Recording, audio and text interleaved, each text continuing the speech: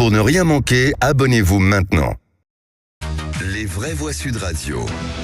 Les 3 mots dans l'actu de Félix Mathieu, ça commence avec chapeau, céréales et accusations aujourd'hui. Geneviève de Fontenay s'éteint à l'âge de 90 ans. Depuis des décennies, elle chapeautait les Miss France avant de s'en éloigner ces dernières années sur fond de conflits de valeurs.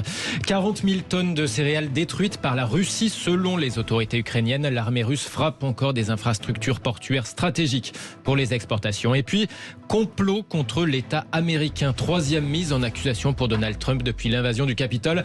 Mais l'ancien président entend faire de cette inculpation un argument de campagne. Les vraies voix Sud Radio.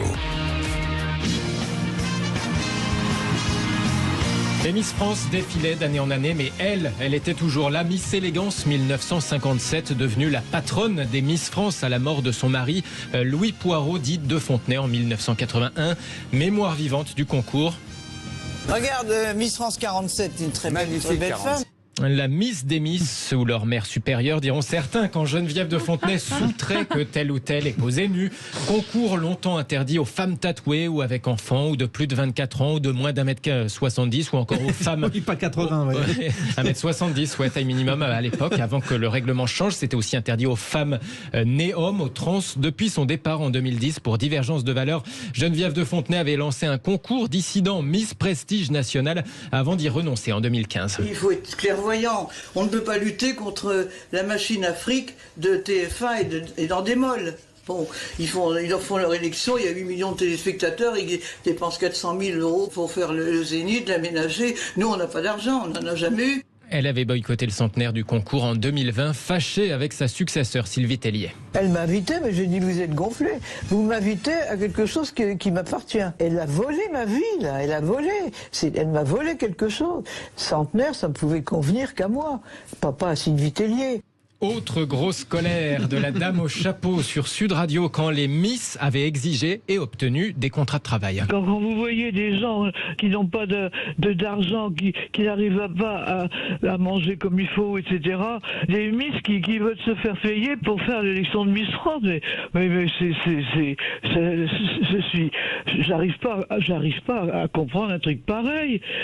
Par contre, ils sont avec des milliardaires. Bon, alors, c'est plus du tout ce que j'étais, vous savez, mais vraiment... Geneviève de Fontenay qui pour autant se consolait en constatant sa célébrité toujours intacte dans cette autre archivina. Je ne peux pas faire un pas dans la rue, mais nulle part. Ah, Geneviève, On l'adore. Vous êtes une bonne image de la France. Vous n'avez pas cédé. C'est que des gros. Et les jeunes, hein, les clochards. À la gare des sorties des gares. Bonjour Madame de Fontenay, on peut faire une photo avec vous? Bah bien sûr, on peut faire une photo avec moi. Et après je leur dis, bah écoutez, vous la vendrez, vous aurez des sous. Voilà, ah oui, elle était cash. Elle était cash. Côté politique, elle s'était engagée à plusieurs reprises, sur tous les bords, un peu plutôt à gauche plus souvent, d'Arlette Laguillet à Florian Philippot tout de même, mais en passant par Ségolène Royal. Notez qu'à 21h sur Sud Radio, on va rediffuser les clés d'une vie de Jacques Pessis avec Geneviève de Fontenay. C'était confié au micro de Jacques en 2017. Deuxième mot, Félix Mathieu, céréales. La Russie attaque les infrastructures portuaires ukrainiennes du Danube. Des immeubles, des silos de stockage éventrés. Les attaques de drones russes ont provoqué de gros dégâts sur ces installations devenues cruciales pour les exportations de céréales. Selon les autorités ukrainiennes, ces frappes ont endommagé près de 40 000 tonnes de marchandises.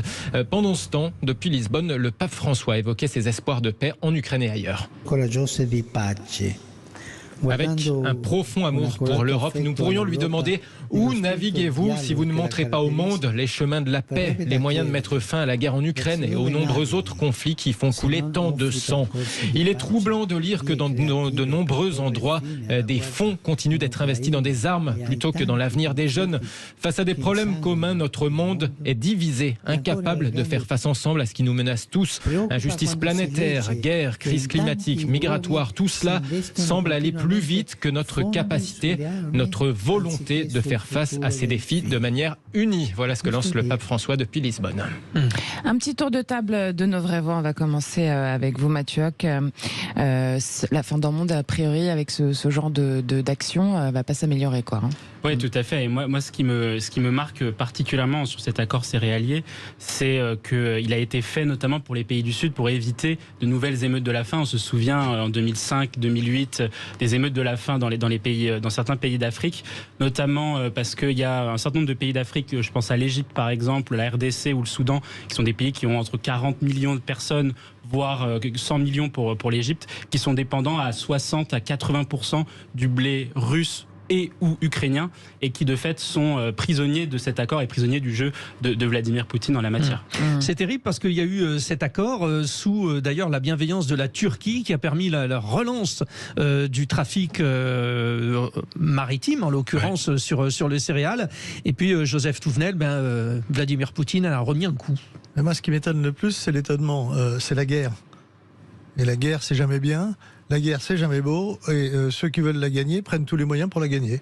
Donc, ils prennent les moyens de la famine, parce que c'est ce qui a été dit, effectivement, la pression là-dessus.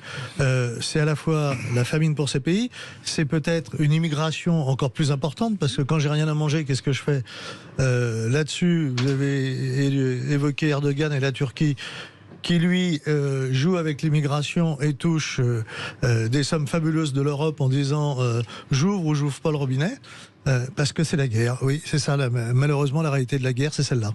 Pierre-Yves Martin, ça va avoir un impact évidemment sur l'inflation ici aussi, vous pensez ? Ici, je ne sais pas du tout, mais ça va avoir un double impact. Un premier impact, c'est sur l'équilibre des forces présentes en géopolitique, et le deuxième impact, c'est qu'effectivement, sur certains marchés, il y aura un effet de spéculation ou de rareté de l'offre, et donc du coup une inflation.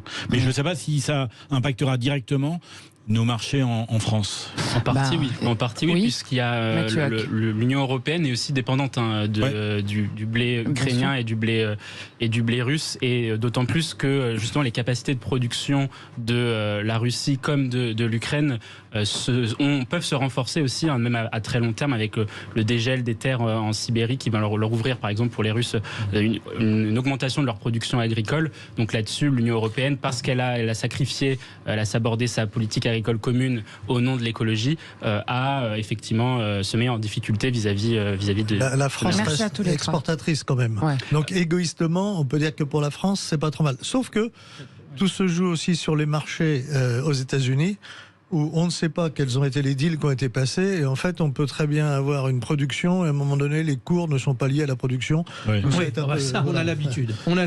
Allez, troisième mot, Félix Mathieu. Donald Trump fait de sa nouvelle inculpation un argument de campagne. L'ancien président réagit par un message combatif à sa nouvelle inculpation au pénal, mise en accusation pour ses tentatives d'inverser le résultat de l'élection présidentielle en 2020. We're gonna walk down to the Capitol. Avec les émeutes qui s'en étaient suivies, je n'ai jamais reçu autant de soutien, assure le milliardaire en lettres capitales sur sa plateforme, son réseau social Trust Social. Troisième mise en accusation, cette fois pour complot à l'encontre de l'État américain, entrave à une procédure officielle, atteinte aux droits électoraux, un fait sans précédent pour un ancien chef d'État américain et candidat donc à sa réélection pour l'année prochaine. Suite au prochain épisode, en fait, c'est un peu ça. Ce qui est fou, c'est que quand on est condamné aux États-Unis, on peut quand même devenir président, quoi.